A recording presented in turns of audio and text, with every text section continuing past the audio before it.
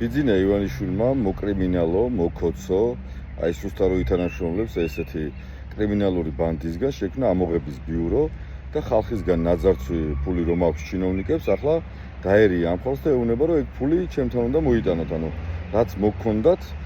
იმის ზემოდან რაც იშოვეთ, ადექით ახლა და მოიტანეთ ჩემთან. რომეო მიქაუტაძეს მოთხოვეს 250 მილიონი, ეს არის ღარიბაშვილის შავი კასერი, რომელსაც ღარიბაშვილთან მიქონდა წილი, დაუთვალეს და უფრო მეტი სახში ჰქონდა წაღებული და შესაბამისად მოთხოვეს ეს თანხა, რომელმაც თქვა რომ არ მაქვს ეს ფული, ვერ მოვიტან, ამიტომ დაიჭირეს. ასეთივე შემთხვევა იყო რიჟვაძესთან დაკავშირებით, მას 300 მილიონი მოთხოვეს, თუმცა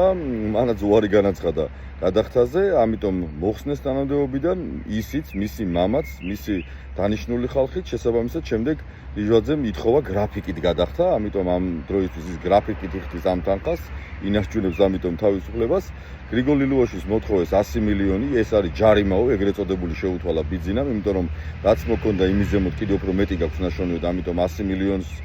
თხოვენ. და უნდა ესმოდეს ყველას, რომ ეს ფული, რასაც შოულობთ, ეგ არის ბიძინა ივანიშვილის და ახლა კანონმდებლობა შეცვალა ისე, რომ ხალხისგან ნაძარცვი ფულით რომ მილიონერები გახდეთ, აი ამ ფულს დაეპატრონა პირდაპირ ბიძინა ივანიშვილი და მოკითხვა მინდა გადავცე კალაძეს, ხმალაძეს, ნოშიკო ნამორაძეს და ამ ხალხს თქვენთანაც მოვლენ.